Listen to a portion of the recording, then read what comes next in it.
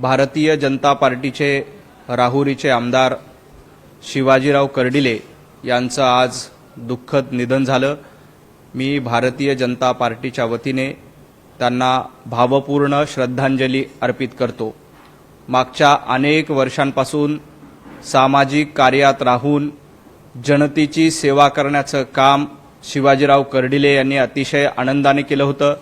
राहुरी मतदारसंघातून त्यांनी भारतीय जनता पार्टीचं प्रतिनिधित्व करत विधानसभेमध्ये ते आमदार, त्याआधी मंत्री म्हणून देखील कार्यरत होते।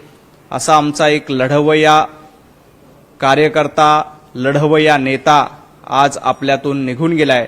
मी शिवाजीराव कर्डिले यांना भावपूर्ण श्रद्धांजली अर्पित करतो। खूप खूप धन्यवाद। आज संजय राऊत यांनी वेगवेगळे आरोप केलेले आहेत, विशेष करून राज्यातील निवडणूक आयोगाचा उपयोग काय असं विचारत एकंदरीतच त्यांनी भाजपवर सुद्धा निशाणा साधलेला आहे।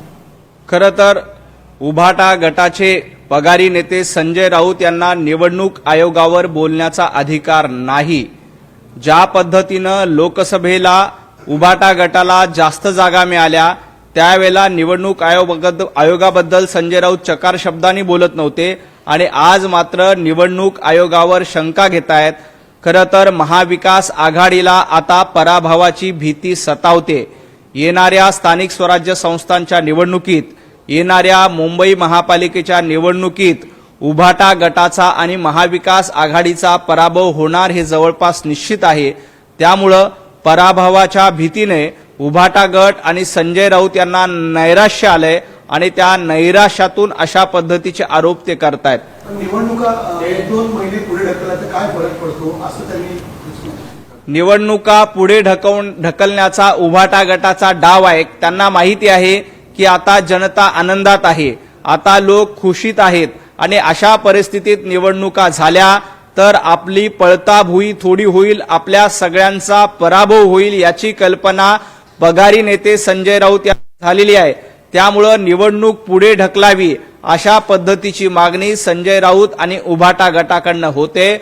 माझा त्यांना सवाल आहे, ज्या पद्धतीनं बिहारमध्ये मतदार पुनरीक्षण याद्या करण्यात आल्या त्या पद्धतीनं महाराष्ट्रात देखील करण्याची मागणी तुम्ही करणार आहात का?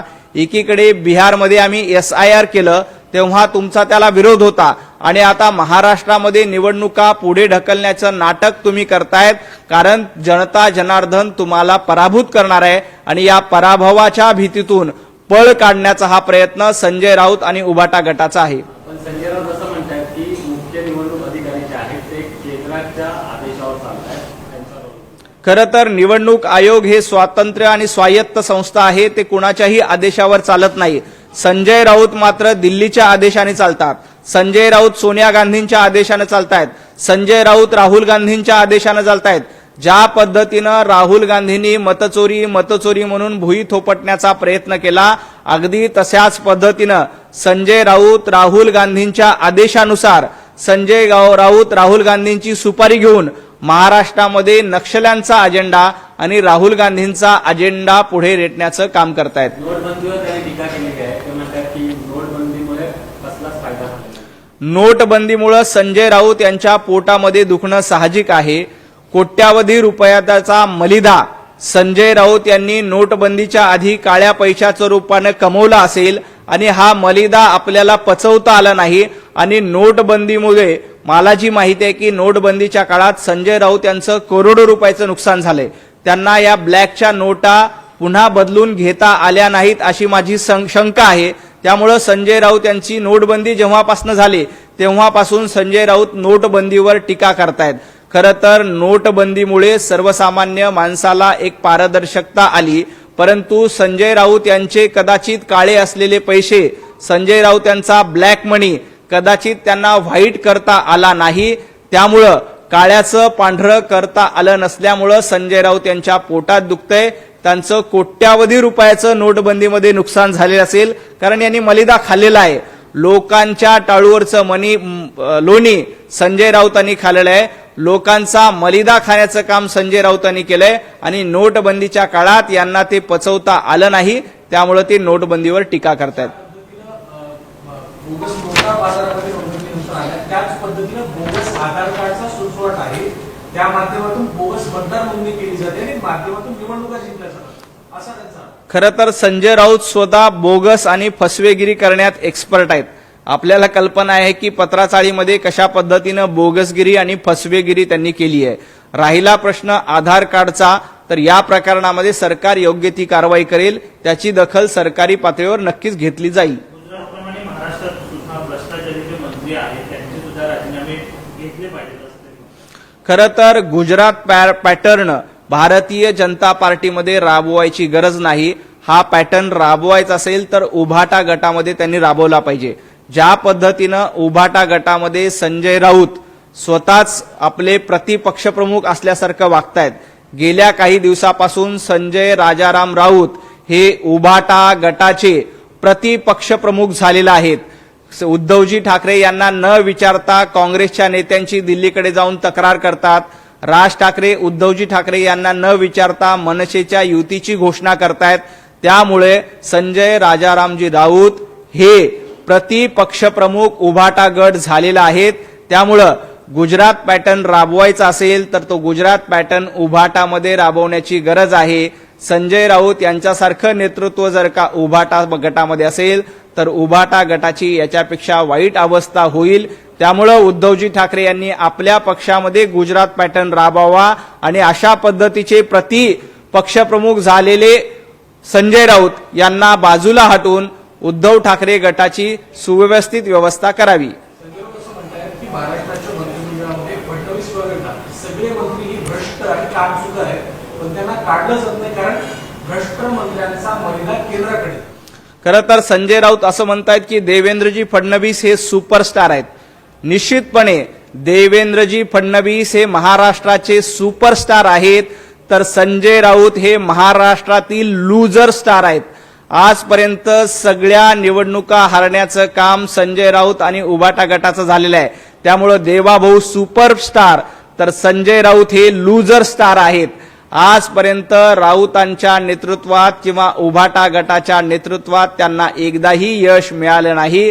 देवाभाऊ सुपरस्टार आहेत हे महाराष्ट्रातल्या जनतेनं ओळखलंय.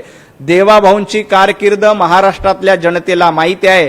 त्यामुळंच देवाभाऊंना एकदा दोनदा नाही तर 3 वेळेला सुपरस्टार म्हणून जनतेनं निवडून दिलंय. संजय राऊत तुम्ही लूजर स्टार आहात. शरद पवार यांनी आता एक पत्रकार परिषद घेतली त्यामध्ये ते म्हणतात की राज्यातील शेतकरी जो आहे तो संकटात आहे आणि त्यामुळे आम्ही यावर्षी दिवाळी साजरी करणार. खरं तर दिवाळी हा बळीराजाचा सण आहे. शेतकऱ्यांच्या आयुष्यामध्ये उमेद यावी, शेतकऱ्यांच्या आयुष्यामध्ये प्रकाश यावा म्हणून हा हिंदूंचा सण मोठ्या प्रमाणात आपले शेतकरी बांधव बळीराजा साजरा करत असतो. आता मराठवाड्यावर मोठ्या प्रमाणात संकट आलंय. या संकटाच्या काळात देवाभाऊंनी राज्य सरकारच्या वतीने शेतकऱ्यांना मदत द्यायला सुरुवात केली. शेतकऱ्यांच्या खात्यावर पैसे जमा होत आहेत आणि अशा संकटाच्या काळात शेतकऱ्यांना नाउमेद करू नका. शेतकऱ्यांना थोडा आधार दिला पाहिजे. शेतकऱ्यांची दिवाळी गोड झाली पाहिजे. अशा पद्धतीचं दिवाळी सण साजरा करू नका असं आव्हान करणं म्हणजे शेतकऱ्यांच्या आयुष्यात नाउमेद निर्माण करणं आहे. तर शेतकऱ्यांच्या पाठीशी उभं राहण्याचं काम आपण केलं पाहिजे. पवार साहेब महाराष्ट्रातील ज्येष्ठ राजकारणी आहेत. माझी त्यांना कळकळीची विनंती आहे की कृपया शेतकऱ्यांच्या आयुष्यामध्ये त्यांची नाउमेद होईल असं विधान करू नका. आपण शेतकऱ्यांच्या पाठीशी भरभक्कमपणे उभं राहिलं पाहिजे. भारतीय जनता पार्टी म्हणूनच पालावर जाऊन आम्ही दिवाळी साजरी करतोय.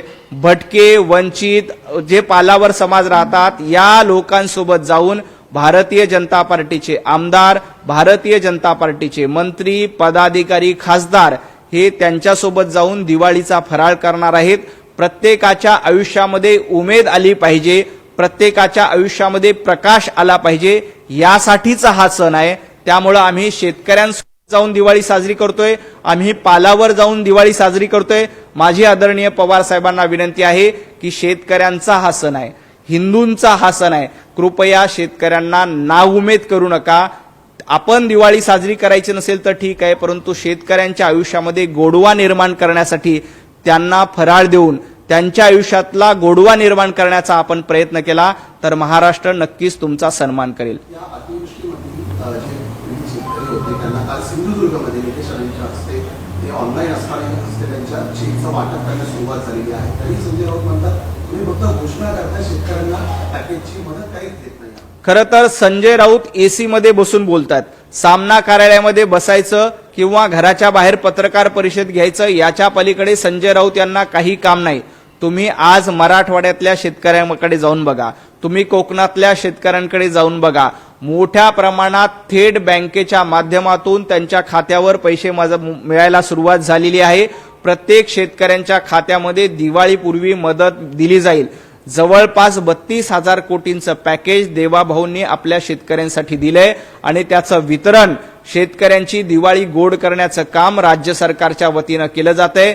काही ठिकाणी चेकच्या माध्यमातून, काही ठिकाणी थेट शेतकऱ्यांच्या खात्यामध्ये मदत केली जाते. परंतु संजय राऊत यांना त्याबद्दल माहिती नाही. संजय राऊतांचं काम काय? सकाळी घराच्या बाहेर पत्रकार परिषद घ्यायचं, सामनामध्ये जाऊन अग्रलेखाची खोटी खरडपट्टी करायची. त्यांना शेतकऱ्यांच्या आयुष्याचं दुःख माहीत नाही, त्यांना शेतकऱ्यांना मिळणारी मदत नाही माहीत नाही. उलट शेतकऱ्यांना मदत मिळते म्हणून संजय राऊत यांच्या पोटामध्ये दुखतंय. शरद पवारांनी आवाहन केले की दिवाळी साजरी करू नका, मात्र राऊत म्हणतायत मनसे आणि यावेळी मनसेच्या दीपोत्सवामध्ये उद्धव ठाकरेंना सांगून होती मी सुद्धा असेल. खरं तर शरद पवार साहेबांनी दिवाळी साजरी न करण्याचा सल्ला हा शेतकऱ्यांना देण्यापेक्षा उद्धवजी ठाकरे आणि महाराष्ट्र नवनिर्माण सेनेला द्यायला हवा. आणि संजय राऊत हे शरद पवार यांचे नौकर आहेत हे महाराष्ट्राला माहिती आहे. त्यामुळं शरद पवार साहेबांची पत्रकार परिषद उद्धवजी ठाकरे यांनी ऐकली नसेल तर संजय राऊत यांना माझी विनंती आहे की त्यांनी शरद पवार साहेब काय म्हटले हे एकदा उद्धवजी ठाकरे आणि राज ठाकरे यांना सांगावं. आणि महाविकास आघाडीमध्येच दिवाळीबद्दल एकमत नाही. एका बाजूला पवार साहेब म्हणतात की दिवाळी साजरी करू नका आणि दुसऱ्या बाजूला उद्धवजी ठाकरे मोठ्या जोशामध्ये, संजय राऊत देखील आज काहीतरी दीपोत्सव साजरा करणार आहेत. त्यामुळं पवार साहेबांचं जे काही म्हणणं आहे ते पोहोचवण्याचं काम संजय राऊत यांनी उद्धवजी ठाकरे आणि राज ठाकरेंपर्यंत केलं पाहिजे. आमची भूमिका आहे की हा उमेद निर्माण करणारा सण आहे, हा प्रकाश निर्माण करणारा सण आहे, हा लोकांच्या जीवनामध्ये आनंद निर्माण करणारा सण आहे. त्यामुळे हा सण मोठ्या उत्साहामध्ये, आनंदामध्ये आणि हिंदूंचा सण आहे तो त्याच पद्धतीनं साजरा झाला पाहिजे. कुणाच्या आयुष्यामध्ये संकट असेल तर त्यांना आधार देण्याचं काम, त्यांना धीर देण्याचं काम, त्यांची दिवाळी गोड करण्याचं काम आपण निश्चितपणे केलं पाहिजे. पण मनसेच्या दीपोत्सवाला आधी उद्धव ठाकरे यांच्या पक्षाने आपण जर पाठवतो विरोध केला होता, त्या दीपोत्सवाच्या उद्यापनाचं जाऊन आज उद्धव ठाकरे सुद्धा करतात. याकडे खरं तर ऐरणीच्या देवा ज्याला म्हणतात ना, तशा पद्धतीची ही अवस्था आहे. गेल्या वर्षी मी उद्धव ठाकरे गटाचं एक पत्र वाचलं होतं. त्यांनी असं म्हटलं होतं की हे सगळे कंदील उतरवून टाका आणि सगळे दीपोत्सवाचे कंदील उतरवण्याचं काम उभाटा गटाच्या सांगण्यावरून गेल्या वर्षी झालं होतं. त्यामुळं आज उद्धवजी ठाकरे आणि संजय राऊत यांनी युटर्न घेतलाय. युटर्न घेणं ही उभाटा गटाची परंपरा आहे आणि त्याच परंपरेला पायीक होऊन आज अशा पद्धतीचा युटर्न घेऊन गेल्या वर्षी ज्या दीपोत्सवाला विरोध करणारे आज त्या दीपोत्सवात जाऊन दिवा पेटवणार आहेत. खरं तर उभाटा गटाचं काळवंडलेला चेहरा, उभाटा गटाचा काळवंडलेलं तोंड या दीपोत्सवातून उजळून काढण्याचा त्यांचा प्रयत्न असणार आहे.